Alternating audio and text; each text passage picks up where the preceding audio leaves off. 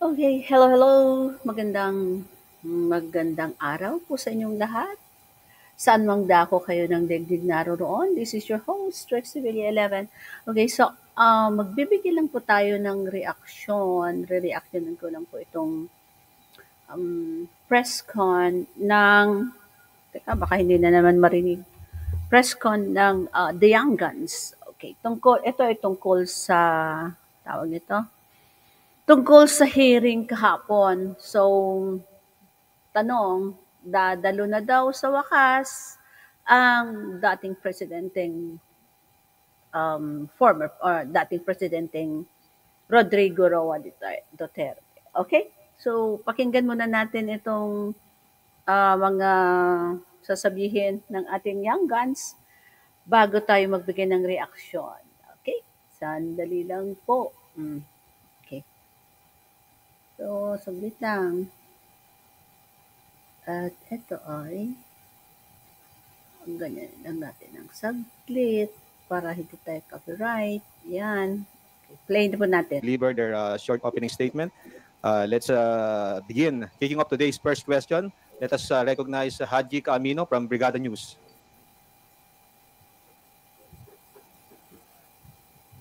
Sige po. Good morning po mga Kongs. For my first question siguro yung kahapon po muna kasi sa press conference po ni VP Sara, sabi po niya ay politically motivated daw po yung naging hearing ng Good Government and Public Accountability yesterday. So your thoughts on this po na politically motivated daw po and wala naman daw pong wrongdoings ang OVP. Thank you po.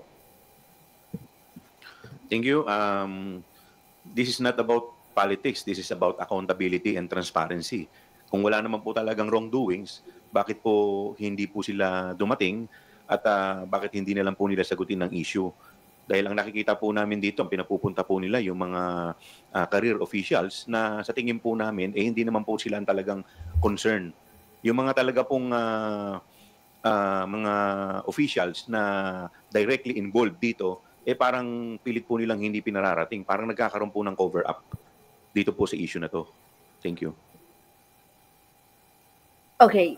So, ang sinasabi dito, sinasagot lang nila yung press conference ni VP Sara Inday Pusit tungkol sa sinabi niya na wala naman daw silang wrongdoings.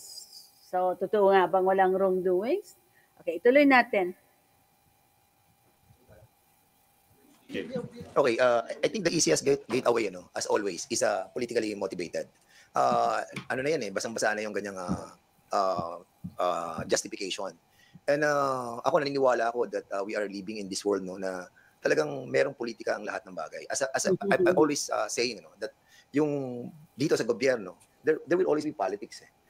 Hindi naman pwedeng walang politika. And even in the different field natin, maraming politika.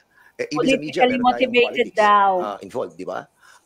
Kaya yung politically motivated, I think we need to change the narrative na politically motivated to. Alam na natin yan kasi nasa government tayo And we are elected people and we are all politicians. Kaya ang tingin ko, yung sinasabi na politically motivated, granted na po yan.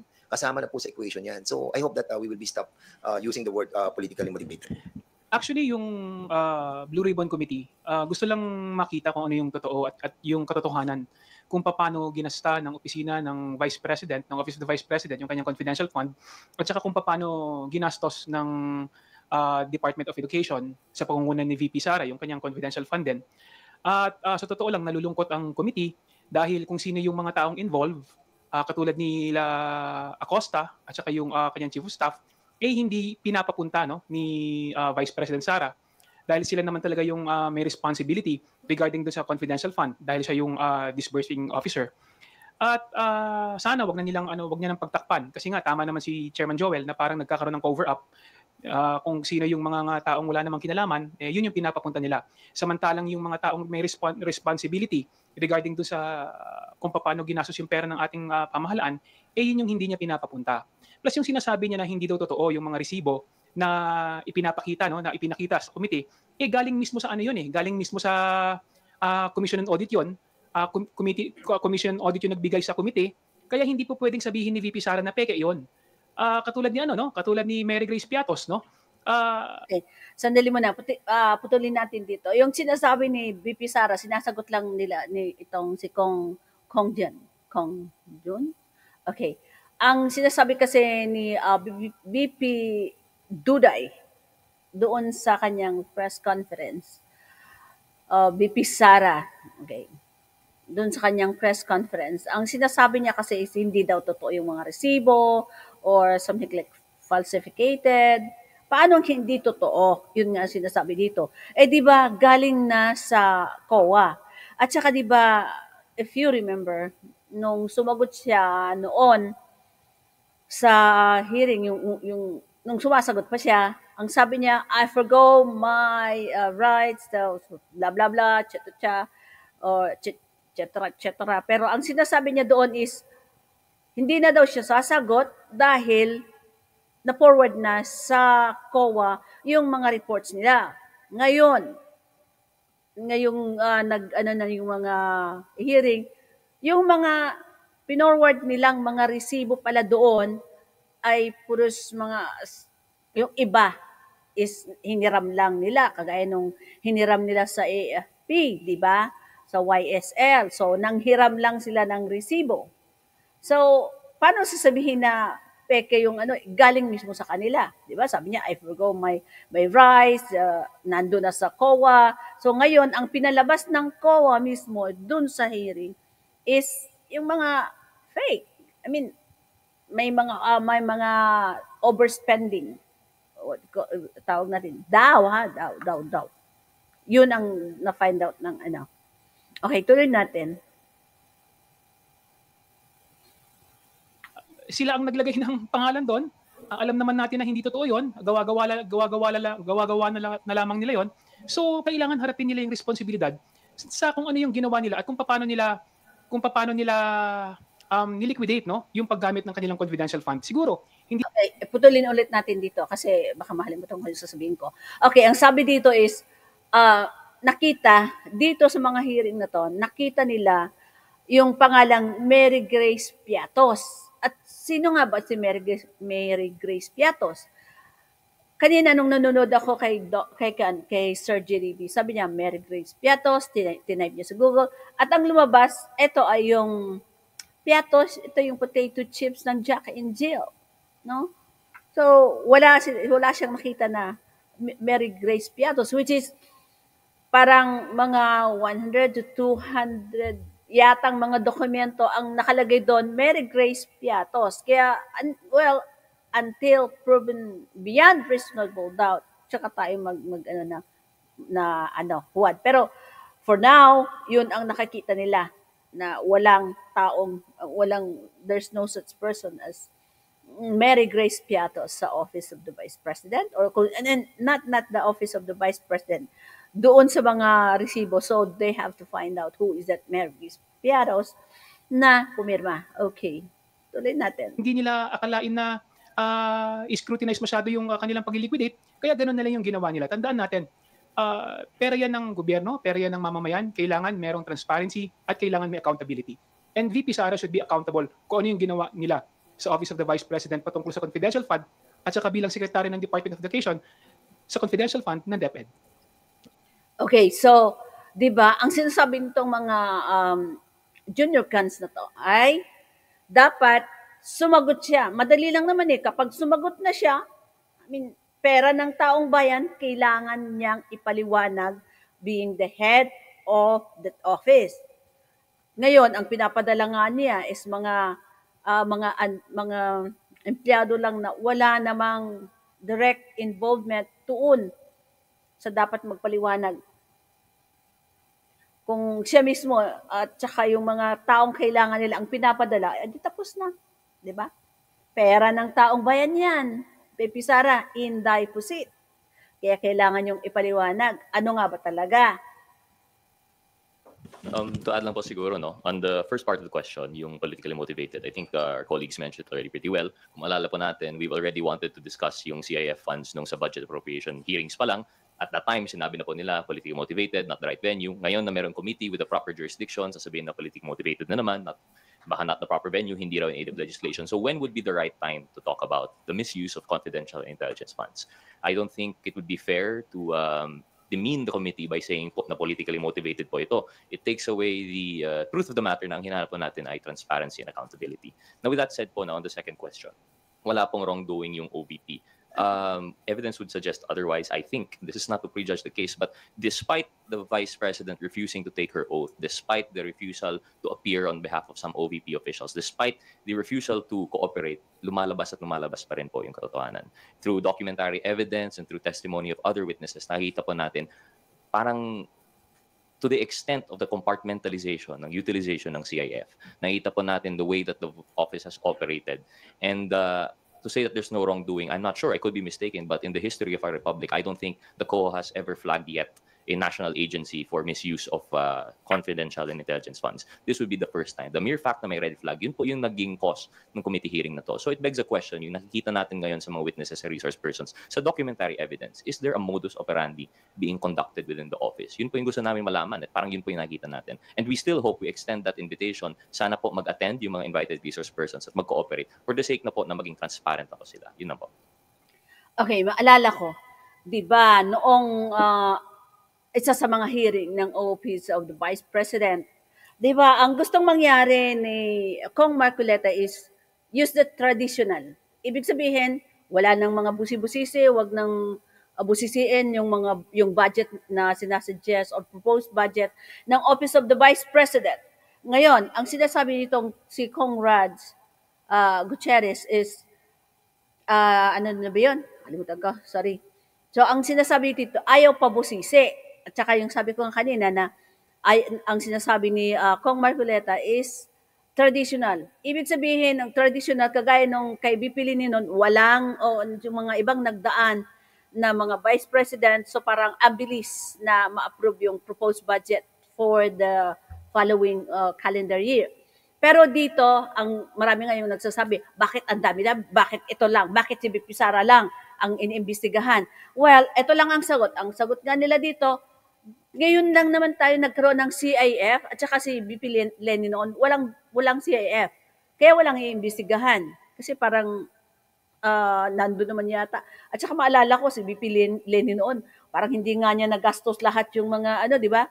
At the end nung kanyang term, may question din ang COA noon kasi bakit hindi niya nagastos? Di ba, meron ng allotment sa budget niya tapos hindi niya nagastos. Ito naman ngayon, so parang ang allowance naman is palaki ng palaki, di ba? Tapos, bakit may investigasyon? May investigasyon kasi nga may disallowances. Di ba? Yun ang iimbestigahan. Kasi, VP Sara, pera ng taong bayan yan. Kaya kailangan nilang busisiin para alam nila kung saan napupunta yung pera ng taong bayan na ibinabayad sa mga taxes na yan para gamitin ng gobyerno ng tama. Kaya iniimbestigahan. Ngayon, kung ayaw niyong sumagot, bakit? Di ba? Ano yan? No one is above the law, pero kayo ang above the law? Ayaw niyong magsalita? Ayaw niyong mag-oath? Okay, tuloy natin. Ako naman, susugan ko lang yung sinabi ni Kong Rog, no, na ang mandato ho ng committee ito ay i-determine yung accountability ng public officers. In fact, it is very clear in the rules, no, na kung merong malfeasance, misfeasance, and non-feasance committed by any public official, then it is the mandate and it is the duty of this committee to initiate investigation. Now, we're not saying guilty ang mga taong naimbestigahan dito. Kaya nga kailangan makita kung ano ba yung mga dokumento that will prove otherwise, no? That there was no malfeasance, misfeasance, or non-feasance. But kung hindi ho natin matutumbok, no, yung usapin tungkol dyan sa mga na-commit na mga yan, then it will leave a big question mark on the minds and on the thoughts of our Filipino people. Kaya nga kailangan sana matapos natin ito, mabigyan natin ito ng closure. Nang sa ganon ay kung meron man na mga public officers that will be held accountable, then meron po tayong mga batas tungkol dyan. Follow-up lang po, one follow-up lang. Sabi po ni VP, yung ibang officials ng OVP, busy raw po na mag-prepare sa anniversary ng OVP. And if I'm not mistaken, parang this week po yata yung anniversary ng Office of the Vice President. And do you think na dahil yung mga ihinarap kahapon sa pagdinig yung mga career officials. Meron po bang parang pag-shield doon daw sa mga close-in aides ng Vice President? Thank you po. Kagaya nga po ng binanggit namin kanina, actually, hindi naman po ito yung first time na sila ay maimbitahan. This is actually the 5th committee hearing. From day 1, hindi na po sila umattend at never na po silang nakipag-cooperate sa amin. At kung amin pong titignan, parang nga pong itong cover-up. Parang nagkakaroon po ng cover-up dito at talaga naman yung mga directly involved dito po sa isyung to, sa confidential fund, ay talagang hindi nila pinapupunta. In fact, during the committee hearing, tinanong po yung isang karir, si Attorney Sanchez, at sinabi nga po niya, ang nakakaalam lamang po netong confidential fund sa OVP ay yung disbursing officer, si Gina Acosta, yung chief of staff, si Attorney Zulaika Lopez, at si VP mismo, si VP Sara Duterte. Actually, si VP Sara is shielding her inner circle, no, sa accountability. Kaya kung makikita natin, merong selective participation, kung sino lang yung gusto nilang ipadala at walang direktang kinalaman dun sa liquidation ng fund, yun yung pinapadala niya. So, kailangan nating makita kung ano yung nangyari at malaman natin kung ano yung katotohanan regarding sa confidential fund, kung paano ito ginagastos, no? Dahil kailangan din natin ng karagdagang batas para maprotektahan yung pera ng mamamayan. Okay. I think the father and daughter have the same kind of personality, shielding their own people. Why? Si VP Sara, nakita natin how she protected yung mga tao niya by not letting them to attend the hearing. Dito naman si former president, sinasabi niya, me alone, it's all me, ang responsible dun sa war on drugs. But kahapon lamang nagsalita na po si PNP chief at sinabi niya that 1,286 na mga affected ng war on drugs died and others were wounded, and yung iba naman po ay 219 cops were I think charged criminally, and marami po yung na-charge, almost 200 plus as well, and na-dismiss pala, meron po na-dismiss, 200 plus, and yung iba facing summary dismissal as well. So I think yung pronouncement ng presidente that siya po ang sasagot sa lahat ng problem ng mga lower ranks sa ating pong kapulisan, para atang hindi po nangyayari. And this is the same trait and behavior that are not now being manifested on her daughter. So nakikita po natin yung pattern. Yun lang po. In addition po sa sinabi ni Chairman Dan, kung may Davao model sa EJK, may Davao model din sa paggastos ng confidential fund. Nakikita natin yung pattern ng mag-ama, nakikita natin yung pattern na kanilang ginagawa patungkol sa extrajudicial killing at saka kung paano nila ginagastos yung confidential fund. Tandaan natin na ang Davao yung may pinakamalaking confidential fund yan sa lahat ng city sa buong bansa, So kung paano nila ginastos yung confidential fund ng DepEd at saka ng Office of the Vice President, binabase din nila sa Davao model. In addition lang po, on the first point, yung the reason for their absence, I think nabanggit naman ni Chairman Chua na this is not the first hearing, we're already in our 4th or 5th po ba, and yet they did not attend. I don't think for all those hearings it would account for yung preparation for the OVP anniversary. With that said, in addition, even if ito lang po if this is the only hearing that they're made to attend, I don't think equal naman po importance ng anniversary. Every year naman po yun, yung anniversary as compared to a committee in which under fire po yung integrity and accountability ng isang opisina. Okay, putulin ko lang dito yung sinasabi kong Rods. Ang dahilan daw bakit hindi nag-attend ng hearing or hindi attend ng hearing yung mga officials na dapat or concerned or sasagot sa mga katanungan nila, dahil daw busy sila sa preparation ng anniversary ng Office of the Vice President. Kaya nga sinasabi ni Kong Rods na marami namang tao, bakit yung mga yung mga kailangan hindi nag-attend. So parang they can postpone naman, hindi naman ganun ka-urgent siguro yung tawag nito, yung preparation para sa anniversary, 'di ba? So it's kinda just evading, 'di ba? Ganun lang yun. Ayaw lang nilang papuntahin. So parang selective kung sino ang ipapadala at kung anong sasabihin. Well, opinion ko lang po yan. The second highest official in the land.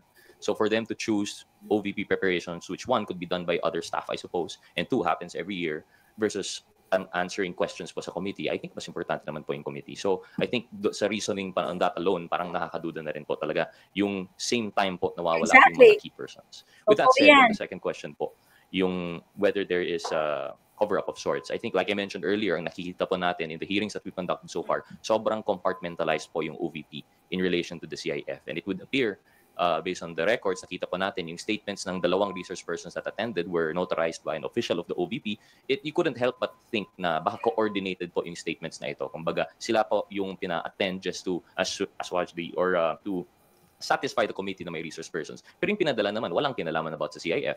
Ang alam lang po nila is the issuance of yung cheque, which is not the question at hand. Our question is, paano po ginastos yung confidential funds? So with that compartmentalization, nakita po natin, it seems to be po, they're protecting those that have actual knowledge of the fact. And yun po yung kailangan po natin sa committee. Okay. So, eto nga, yung sinasabi ni Kong Rods, no? So, ang pinapadala, totoo naman, kung nanood kayo ng hearing talaga, ang pinapadala nila is, ang sasabihin, Your Honor, hindi ko po alam. So, parang lahat na ng mga nag-attend, may mga sakit. Anong sakit? Amnesia. Hindi nila alam. Or hindi sila yung tao na dapat sasagot.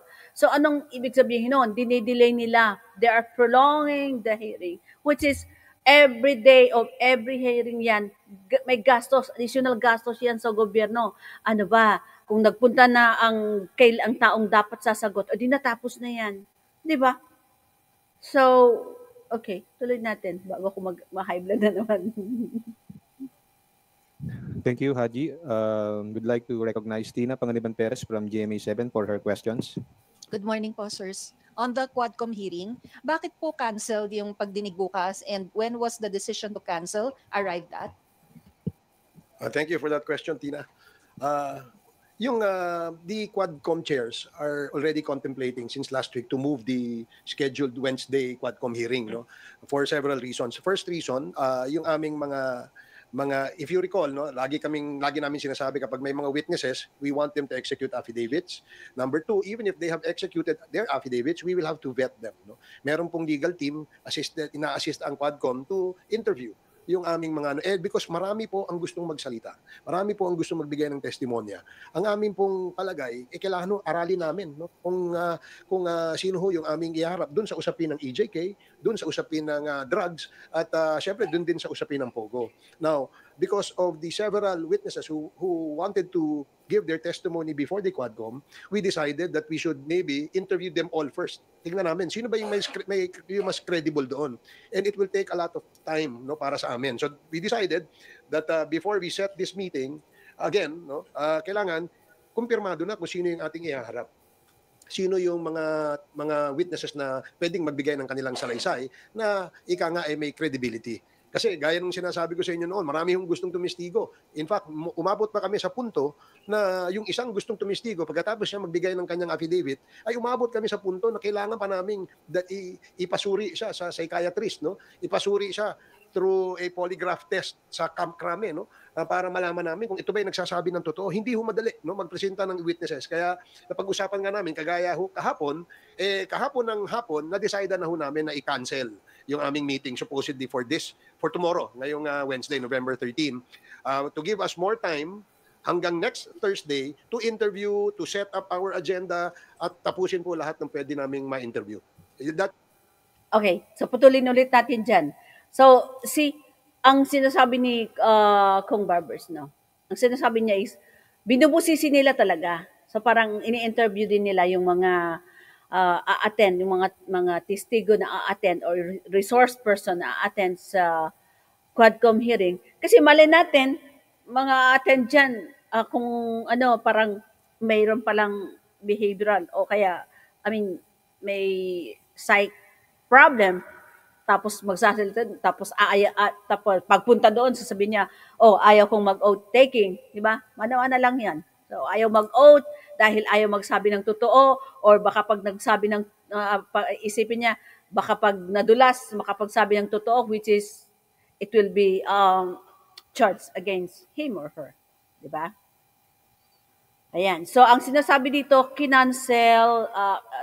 kinansela yung Quadcom hearing tomorrow, that will be on November 11, sa kadahilanan nga na wala namang nagsasabi na dadalo or walang nag-confirm sa mga dadalo. Kaya parang sayang nga naman, di ba? Sayang nga naman kung mag-ano naman sila tapos hindi na naman dumalo yung mga inimbitahan. So they should make sure na yung mga taong inimbitahan ay nagsabi na dadalo.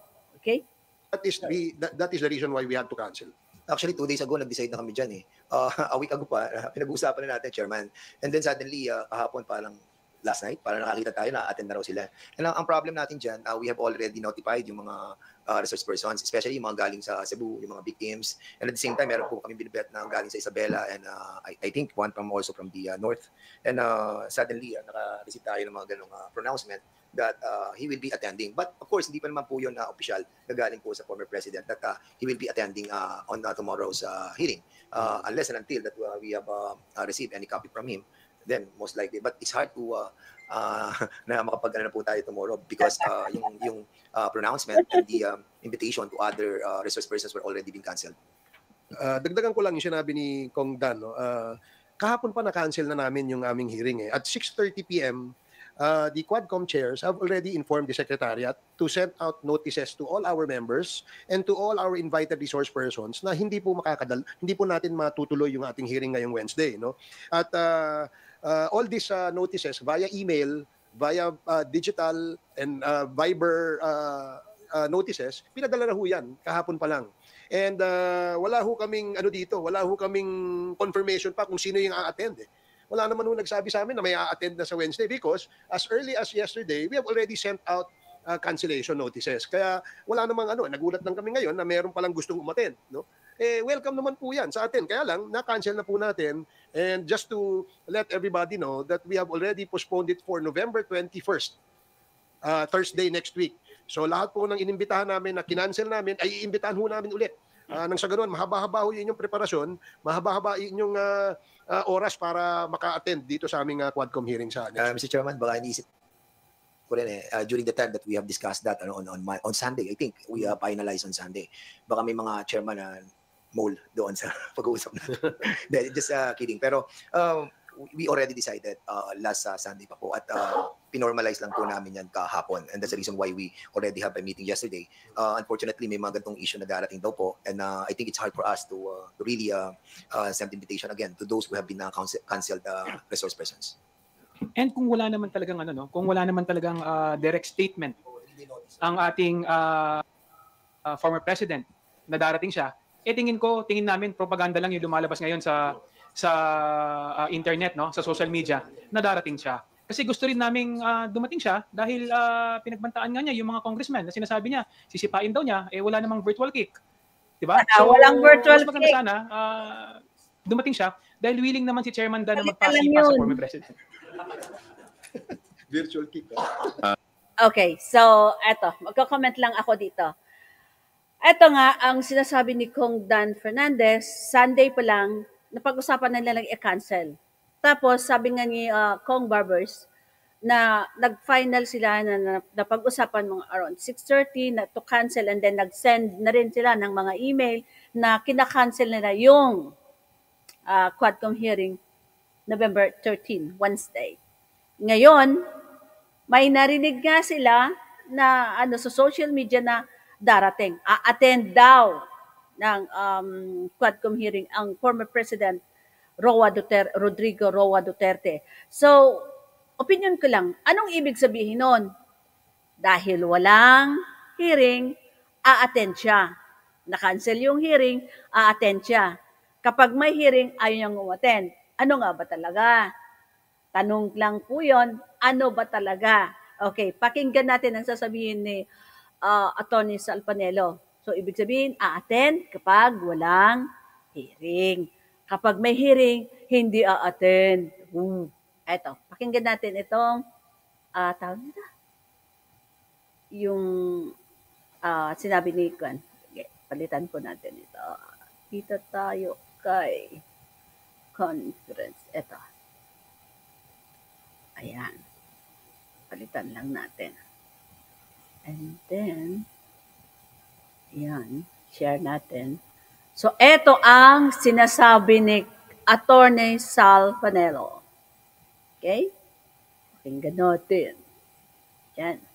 The day after tomorrow, The day ang dating Presidente Rodrigo Roa Duterte ay dadalo Ayun, Dyan sa Quad dadalo daw. Committee hearing. Kaugnay dyan sa mga extrajudicial killing na yan. Kaya yung mga may lakad sa inyo, cancelin nyo muna Oh, para mapanood nyo live. At sigurado maraming I can imagine kung anong mangyayari doon. Titingnan natin yung mga tapang nitong mga kongresistang ito. Makakaharap na nila, yung hinahamon nila.